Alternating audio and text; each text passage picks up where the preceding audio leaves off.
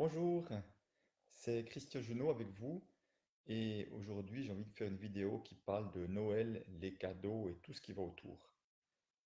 Dans le cadre de ma formation Amis avec l'argent et sur le groupe Facebook privé, un témoignage d'une personne qui me dit: Ah, avec le début de travail que j'ai fait sur ma relation à l'argent, puisqu'on en est à peu près au quart de la formation, je vois déjà que pour la première fois depuis très longtemps, je fais mes cadeaux avec moins de stress, moins d'anxiété et surtout, je cesse de dépasser les budgets comme je le faisais systématiquement.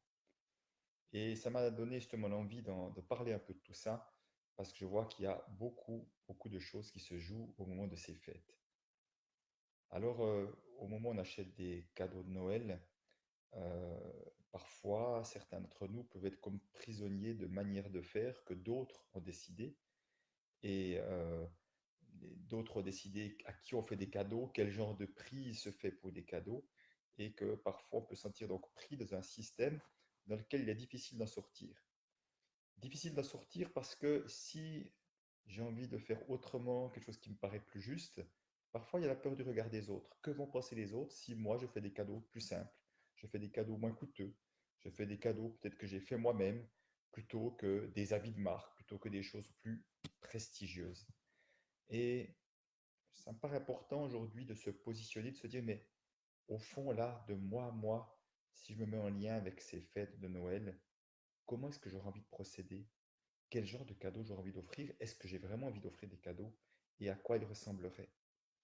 Donc, autrement dit, comment je pourrais peut-être impulser, être à l'initiative d'une autre manière de faire?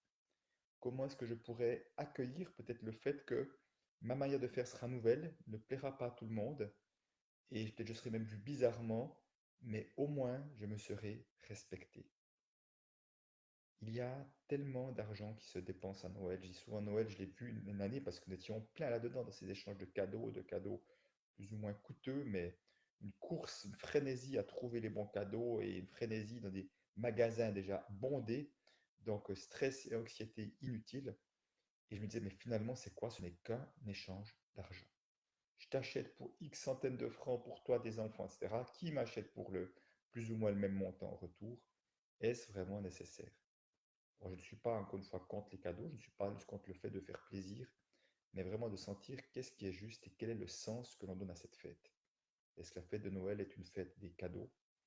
Ou est-ce que le cadeau, ça ne serait pas plutôt la qualité de la rencontre, la manière dont on va choisir de s'accueillir les uns chez les autres, dont on va s'ouvrir aux uns aux autres, dont on va profiter de ces moments peut-être en famille pour certains, pour leur dire à quel point les autres personnes sont importantes, à quel point peut-être même si ça n'a pas toujours été confortable, aujourd'hui je suis content d'être là, aujourd'hui j'ai envie de construire autre chose. Donc vraiment de voir qu'est-ce que chacun met derrière le sens de ces fêtes et comment il peut mettre de l'énergie pour que ce sens soit le plus nourri possible. Et encore une fois, je crois que le seul moyen de changer peut-être cette frénésie, si elle ne vous convient pas, ou cette manière de faire, c'est de faire des propositions. Et vous serez surpris parfois combien il y a d'autres personnes qui seront soulagées parce qu'ils n'osaient pas faire cette proposition et c'est comme si vous alliez enfoncer une porte ouverte, tout le monde dit ouf, enfin. Voilà, j'ai vu dans nos exemples que, je pense en l'occurrence avec mes beaux-parents, eux, c'était exclu de ne pas nous offrir de cadeaux. Bon, ben, ils vont continuer de nous offrir des cadeaux. Après, à voir nous comment nous décidons de faire quelque chose. De plus en plus, nous avons offert des cadeaux qui peuvent être des cadeaux sous forme de moments privilégiés. Un repas au restaurant avec une personne, mais ça peut être une sortie surprise, ça peut être autre chose également. En tout cas, nous avons aussi, dans le cas de notre famille plus proche, les enfants, et nous avons vraiment limité très fortement les cadeaux aussi, plus sous forme de clin d'œil, de surprise, de s'amuser à faire des choses qui soient voilà, des attentions, mais surtout de mettre de l'attention sur la qualité de la soirée que nous allons passer ensemble. Ce n'est pas le seul moment où nous passons du temps ensemble, c'est comme ce moment-là, nous avons envie que ce soit un bon temps passé ensemble, bien utilisé, où les conversations seront joyeuses, constructives.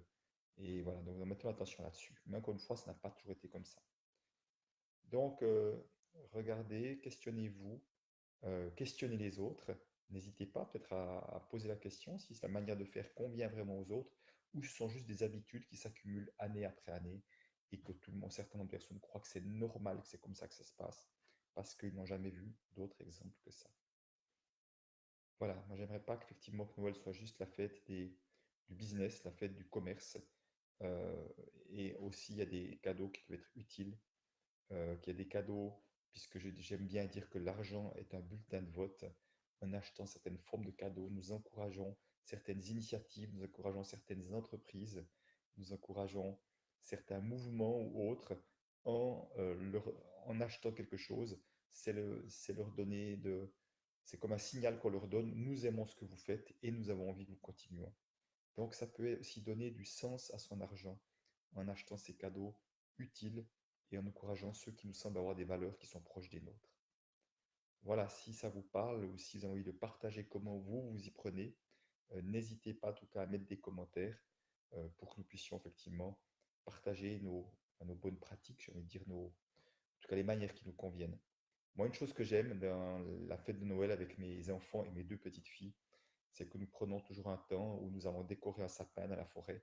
Nous partons avant, comme ça nos petites filles arrivent après et découvrent la surprise d'un sapin illuminé dans la forêt. Et nous prenons un temps, comme ça il fait déjà nuit, à boire quelque chose de chaud, à ce qu'elles ouvrent un cadeau là autour, et puis juste de sentir cette magie, la magie du silence de la nuit, voilà, ce moment privilégié comme ça sans bruit. Nous trouvons effectivement que ça donne aussi quelque chose de goûteux, en tout cas, à ce moment de rencontre. Voilà, je vous souhaite déjà de très belles fêtes. Je vous souhaite de faire des choix qui soient juste pour vous.